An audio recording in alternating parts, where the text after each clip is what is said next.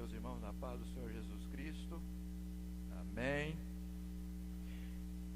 Nós estamos felizes por mais uma vez nos encontrarmos na presença do Senhor.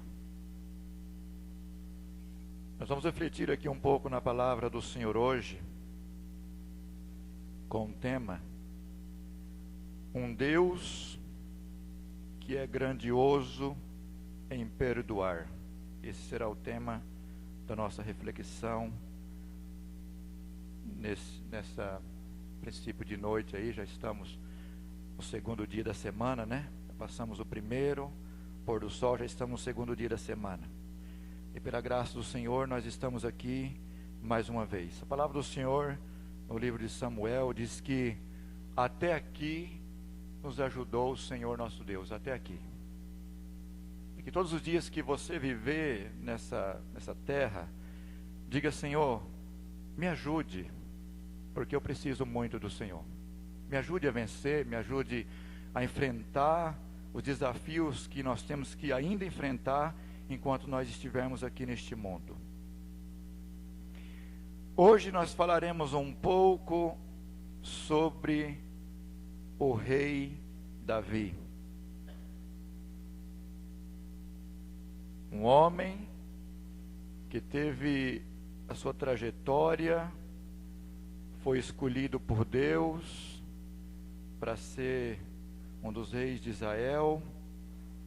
Um homem que foi levantado por Deus para compor salmos, louvores, hinos em adoração ao Senhor, mas que também teve momentos de oscilação na sua vida espiritual, na sua vida, nos relacionamentos.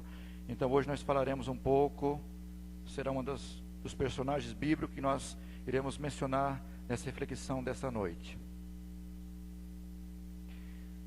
Se você olhar na sua Bíblia, no tema desse salmo, Davi confessa o seu pecado e suplica perdão e roga a Deus que ele renove um espírito reto. Esse é o tema do Salmo de número 51. Um determinado dia, o rei Davi recebe no seu belo palácio um profeta. Vou perguntar para os nossos jovens que estão aqui, que provavelmente têm lido a Bíblia constantemente, qual é o profeta que foi falar com Davi? Quem que se atreve a me responder? Samuel? Não. Ninguém mais? Natã? Ótimo. Foi o profeta Natã.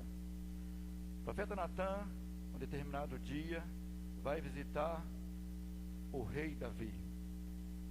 E para compreendermos um pouco mais o que nós iremos falar aqui nessa noite, a história e a visita desse profeta ao rei Davi está no livro de Samuel, 2 Samuel, no capítulo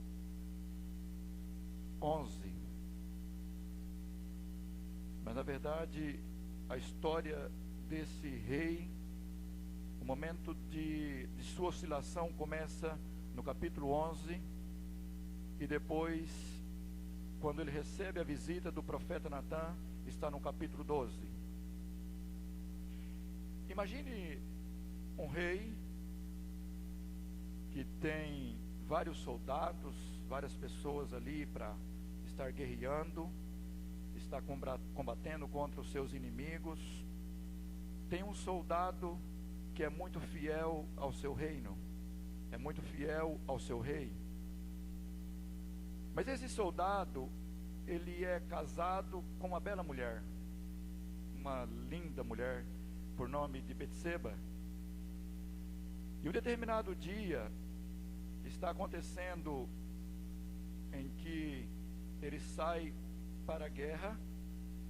Vamos ler aqui os primeiros versículos do capítulo 11 diz assim: e aconteceu que, tendo discorrido um ano, o tempo em que os reis saíam, enviou Davi a Joabe e seus servos com ele, e todo Israel, para que destruísse os filhos de Amon, e cercasse a Rabá. Porém Davi ficou em Jerusalém. E aconteceu que a hora da tarde, em que Davi se levantou do seu leito, andava passeando no terraço, na casa real, e viu no terraço uma mulher que estava lavando, e esta mulher muito formosa à vista. Enviou Davi e perguntou por aqueles concernente àquela mulher, e disseram: porventura não é esta Betseba, filha de Eliã, mulher de Erias, o heteu? Então enviou Davi mensageiros e mandou-a trazer, e entrando a ela, se deitou com ela, e já tinha se purificado de toda a sua imundícia. Então voltou para a sua casa. E ela concebeu, e enviou, e fez a saber Davi: estou grávida. Em outras traduções, estou pejada.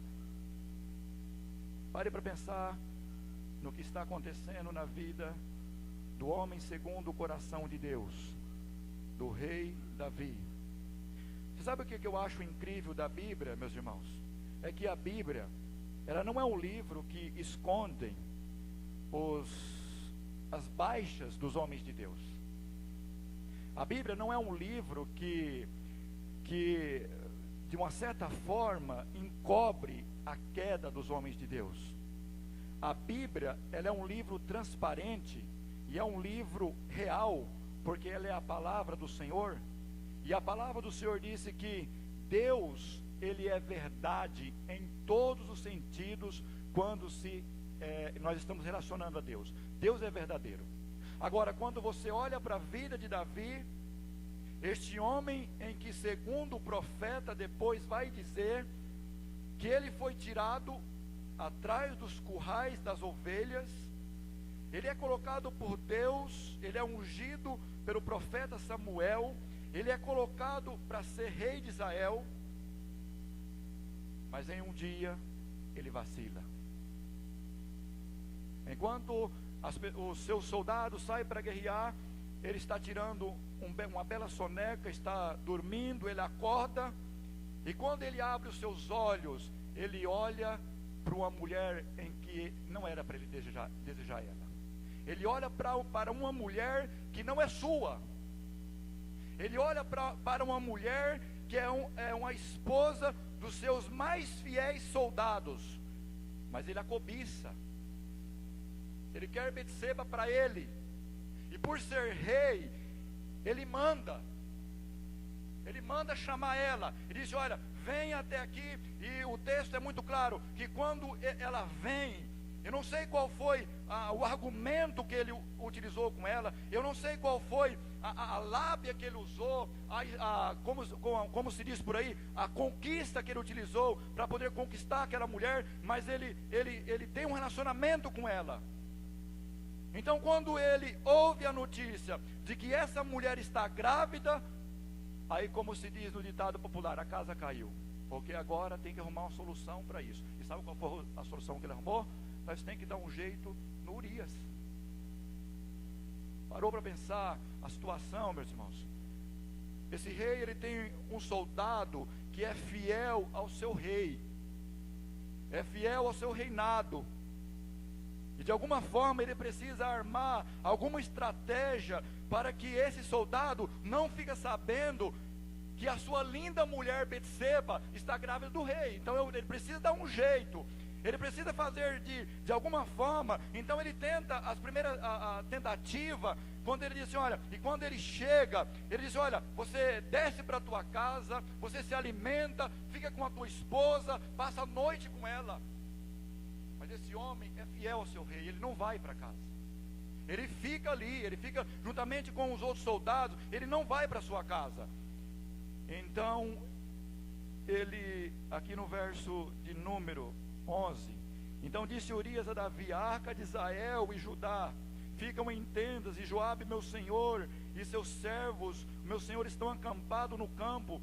e eu de entrar na minha casa para comer e beber e deitar-se com a minha mulher, pela tua vida e pela vida de tua alma, não farei tal coisa. Então disse Davi a Urias: fica cá ainda hoje, e amanhã eu vou te despedir. E Urias, porém, ficou em Jerusalém naquele dia seguinte. Então Davi o convidou, comeu, bebeu diante dele, e o embebedou, e à tarde saiu a deitar-se na sua cama com os seus servos do seu senhor, porém não desceu à sua casa.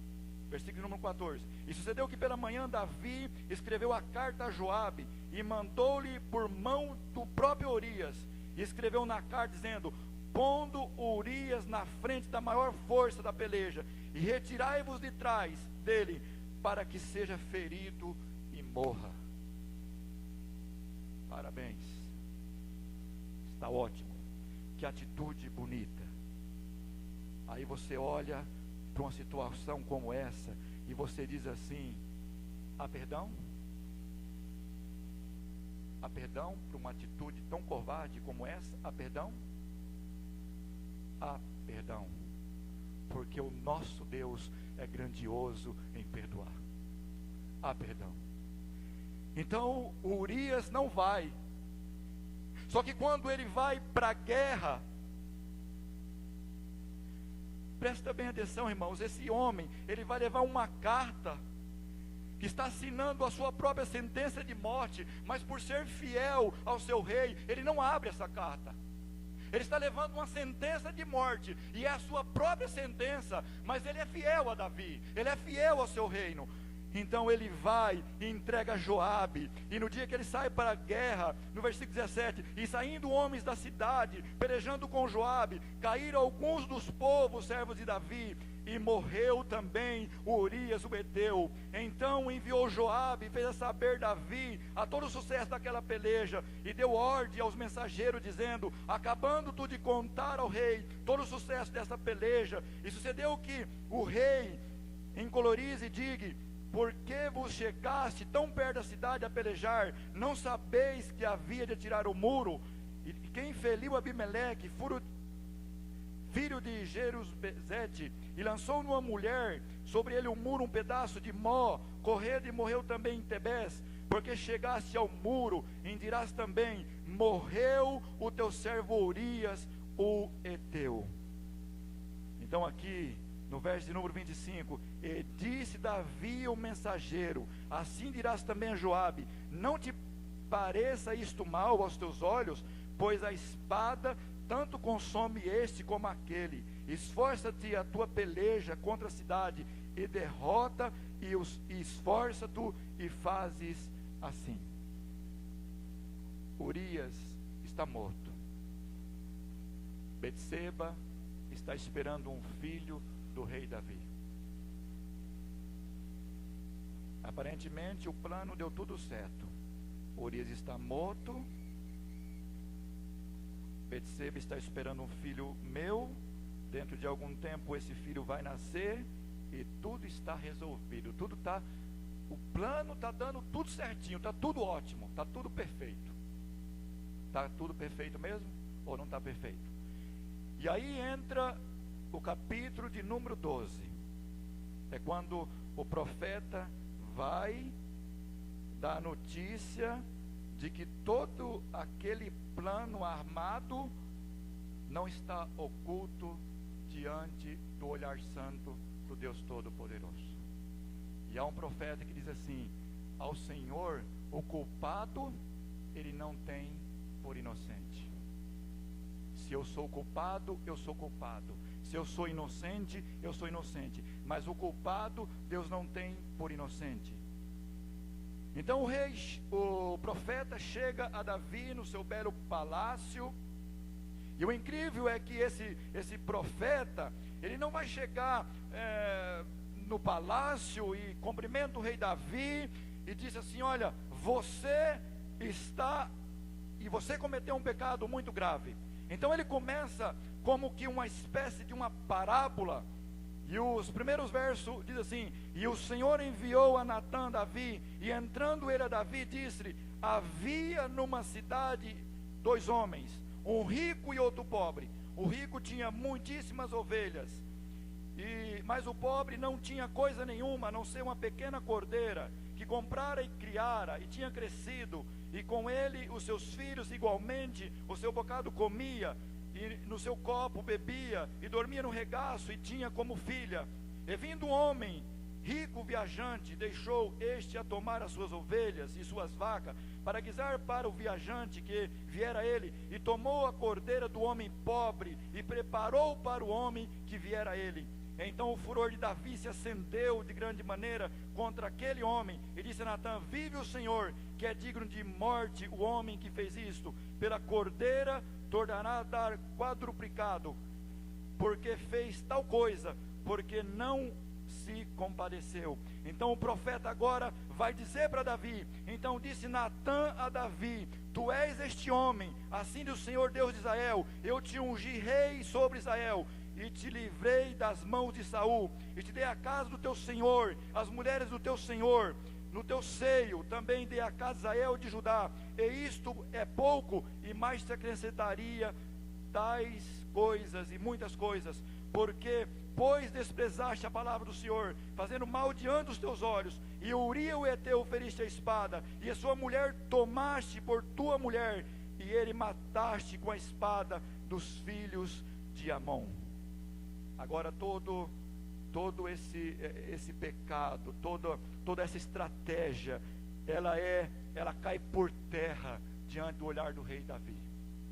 Agora ele entende que tudo aquilo veio à tona, que todo o seu pecado está ali diante dele. O profeta está declarando: você é este homem, Davi. Eu fiz tantas coisas maravilhosas por você. Eu te tirei de trás dos currais das ovelhas, eu te ungi rei sobre Israel, e você fez o que você fez. Você matou Urias, você ficou com a sua mulher. Então ele olha para toda aquela situação, e no versículo número 13 ele diz assim: então disse Davi a Natã: pequei contra o Senhor. E disse Natã a Davi: também o Senhor transpassou o teu pecado, você não morrerás. Sabe por quê? Porque Deus é grandioso em perdoar. Porque Deus tem prazer em perdoar o nosso pecado. Porque Deus deleita-se em perdoar os pecados dos seres humanos aqui deste mundo, dessa terra. Porque Deus deseja que os nossos pecados sejam perdoado. E segundo o profeta Miqueias, ele diz assim: eu tornarei a piedar-se de vocês, e lançarei os vossos pecados na profundeza do mar. Só Deus pode fazer isso, porque Ele é um Deus todo-poderoso, e Ele tem prazer em perdoar os nossos pecados. Agora existe um detalhe em tudo isso: quando nós cometemos um pecado, Deus nos perdoa. Só que tem uma coisa: a consequência dos nossos atos, nós teremos que pagar por elas. Agora está próximo, provavelmente os dias estão passando, está próximo da criança nascer. E sabe que vem a notícia para o Davi: essa criança não irá viver. Já parou para pensar, irmãos? Ele tem um relacionamento com a mulher que é do seu mais fiel soldado. Ela fica grávida, o tempo está se passando, o profeta vai até ele e precisa declarar a sua transgressão, a sua iniquidade. Uma criança que foi gerada não vai sobreviver. Ele vai passar, segundo o escrito da palavra do Senhor, ele vai passar uma noite inteira em jejum e oração, mas não vai resolver o problema. Ele vai clamar ao Senhor, ele vai suplicar em favor dessa criança, mas a palavra do Senhor, ela não vai voltar para trás, porque a palavra do Senhor disse que em Deus não há mudança nem sombra de variação, e a palavra do Senhor, o que Ele falou, o que Ele disse irá acontecer, e essa criança não vai sobreviver. Então, as pessoas que estão ali observando toda aquela cena, a circunstância do palácio do rei Davi, a palavra do profeta, quando vem até ele, diz assim: olha, você não irá morrer, Só que tem um detalhe: a espada entrará na tua casa. Passa-se algum tempo, ele tem alguns filhos, moças, rapazes. Um dos seus próprios filhos comete um estupro com a sua própria irmã. Depois o outro irmão fica irado, revoltado, manda matar o seu outro irmão. Olha as consequências, irmãos, do olhar que não era para ser dirigido para uma esposa que não era dele, que não era para ser a sua propriedade. E a palavra do Senhor nos diz assim: aquele que está em pé, cuide-se para que não caia. Você acha que o conflito que você está vivendo neste mundo, ele é facinho de suportar? Você acha que quando o inimigo das nossas almas, que está aí fazendo de tudo para que você caia de uma forma ou de outra, se ele não conseguir pelo lado da sedução, pelo adultério, ele vai conseguir tentar de uma outra forma, mas preste bem atenção no que eu vou dizer, e segundo a palavra do Senhor, quando é dita através na carta aos Efésios, no capítulo 6 e no versículo 10, no demais, irmãos meus, fortalecei-vos no Senhor e na força do seu poder. Porque só assim, meus queridos irmãos, nós conseguiremos vencer este mundo miserável que nós vivemos. Só assim você poderá vencer a carne. Somente assim você poderá vencer o mundo em que eu e você vivemos. Só assim eu e você poderemos vencer o príncipe das trevas. Eu vejo a cena do que está acontecendo na vida de Davi. Eu posso observar, pensar comigo, o inimigo dando risada e gargalhada. Você não dizia que você era o homem segundo o coração de Deus, agora ora onde você está. Mas esse homem, no Salmo de número 51, o texto que nós lemos, ele vai até Deus, ele entende, ele diz: Senhor, contra ti somente eu pequei, eu fiz o que é mal diante dos teus olhos. Mas ele diz assim: Senhor, eis que eu fui formado, eis que em pecado eu fui formado, em iniquidade concebeu a minha mãe. Tu amas a verdade no íntimo, e no oculto me fazes conhecer a sabedoria. Tu amas a verdade. Mas ele diz, uma das orações que nós temos que fazer todos os dias, quando ele diz: cria em mim, ó Deus, um coração puro, renova em mim um espírito reto, e não me lances fora da tua presença. Torna a dar-me a alegria da tua salvação. Essa é a oração que nós temos que fazer todos os dias, querida igreja. Porque muitas vezes esse coração, a nossa mente, muitas vezes, se a gente não pedir que esse coração seja um coração novo, ele poderá estar sendo alojado por tantas porcarias deste mundo, por tantas coisas que a gente não poderá agradar o coração de Deus. Apenas um olhar, eu vou olhar por uma bela mulher, mas se esse olhar, ele começar a entrar dentro de mim, uma cobiça, isso vai gerar uma desgraça nas nossas vidas. E quantas coisas, irmãos, nós estamos aí à mercê, neste mundo que nós vivemos, somente pela graça e pela misericórdia do Senhor. O Salmo de número 103, há um verso que o salmista ele diz assim: porque ele não nos tratou segundo o nosso pecado, porque ele não retribuiu da maneira que a gente deveria ser retribuído, mas ele nos tratou com misericórdia. E no verso de número 2 ou 3, se não me falha a memória, porque é ele que perdoa os nossos pecados, e porque é ele que sara as nossas enfermidades. Bendito seja o nome do Senhor. Só ele pode fazer isso, irmãos.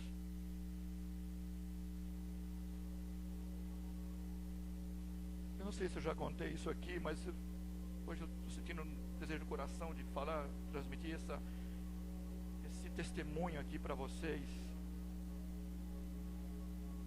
Havia um jovem, ele era ídolo número 1 do Adolfo Hitler.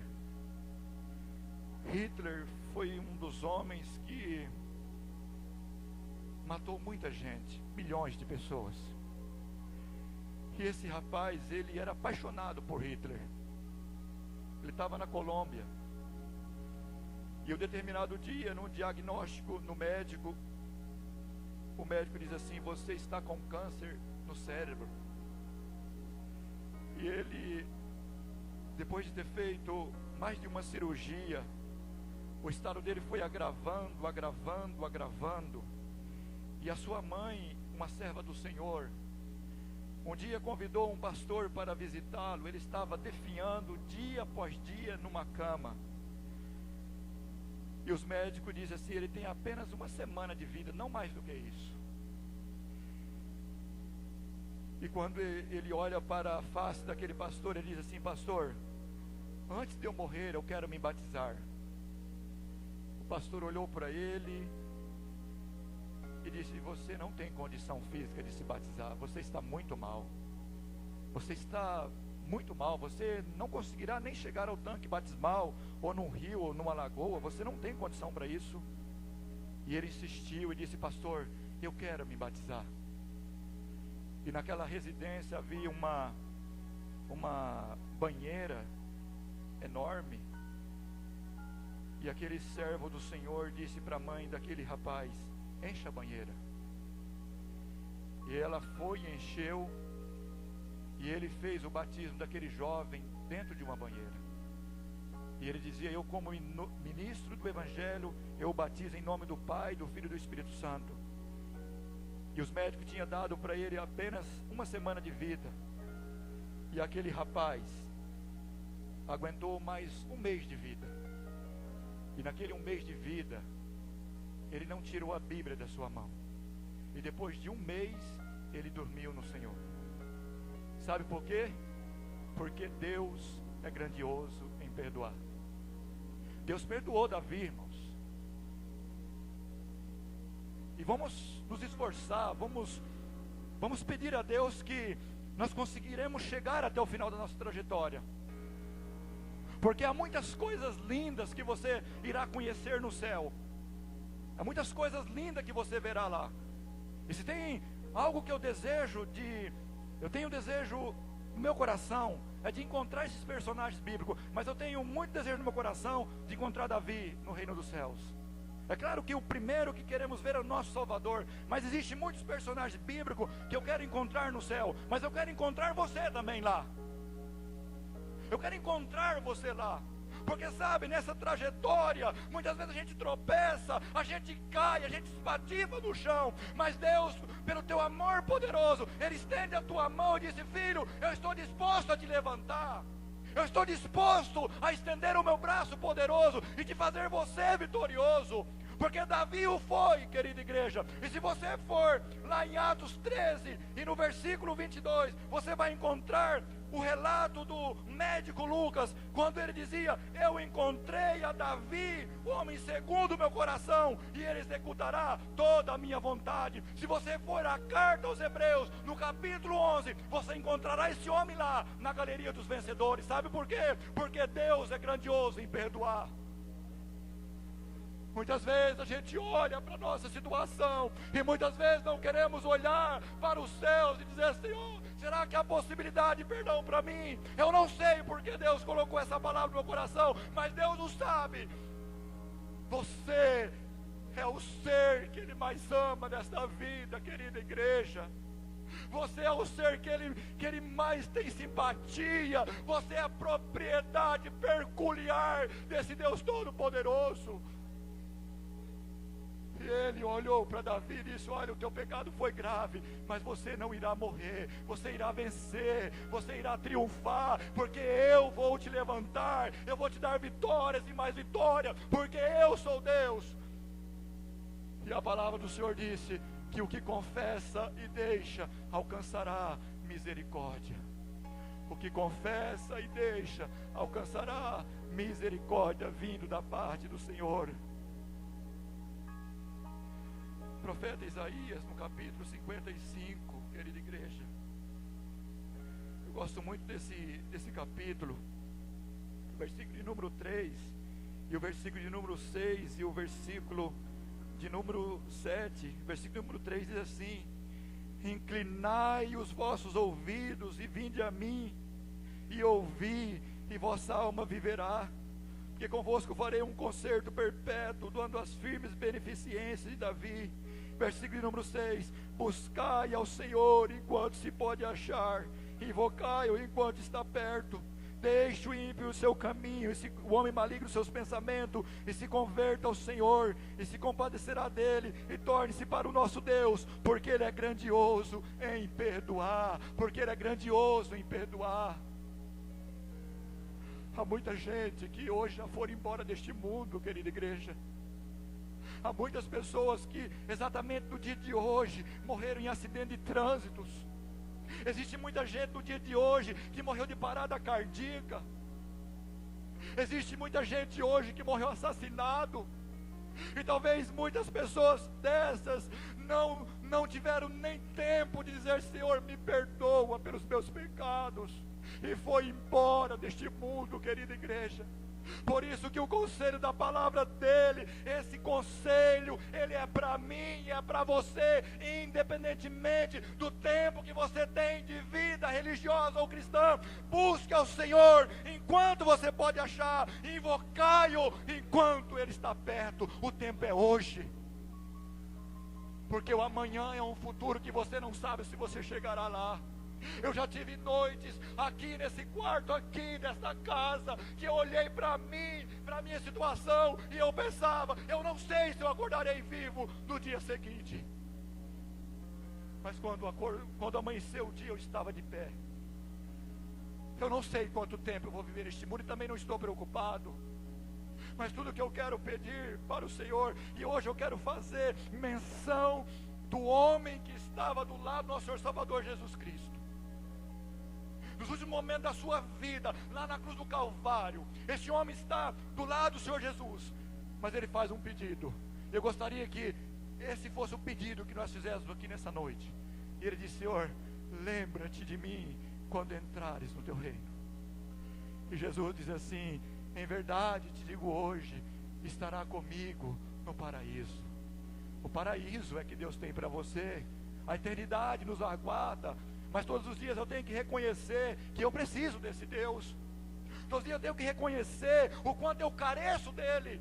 Todos os dias eu tenho que reconhecer e dizer: Senhor, somente o Senhor, somente através do sacrifício do teu Filho Jesus, que eu posso ter os meus pecados perdoados e apagados, para que eu possa um dia encontrar-se contigo.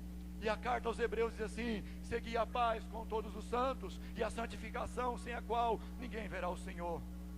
Então busque isso, santifique-se cada dia mais e diga: Senhor, porque eu quero encontrar com o Senhor quando tu voltares nas nuvens dos céus. Para finalizar essa mensagem de hoje, eu quero ler um dos textos da palavra do Senhor, no último capítulo da Bíblia Sagrada, Apocalipse 22, e o versículo número 13 e o 14, o 12 e o 13 e o 14 diz assim: eis que cedo venho, e o meu galardão está comigo, para dar a cada um segundo a sua obra. Eu sou o alfa, eu sou o ômega, eu sou o princípio e o fim, o primeiro e o derradeiro. Bem-aventurado aqueles que lavam as suas vestiduras no sangue do Cordeiro, para que tenha direito à árvore da vida e possa entrar na cidade pelas portas. Você é esse convidado, você é essa convidada. Mas todos os dias diga: Senhor, perdoa os meus pecados, lava-me para que eu seja purificado, para que eu possa um dia, quando o Senhor voltar, aqueles portões celestiais se abriram e eu possa entrar lá, e eu possa usufruir de todas as maravilhas, de todas as delícias, usufruir da árvore da vida, e estar com Cristo para todo sempre, o Cordeiro de Deus que tira o pecado do mundo. Você é privilegiado, você é privilegiada, porque o nosso Deus é grandioso em perdoar. Amém.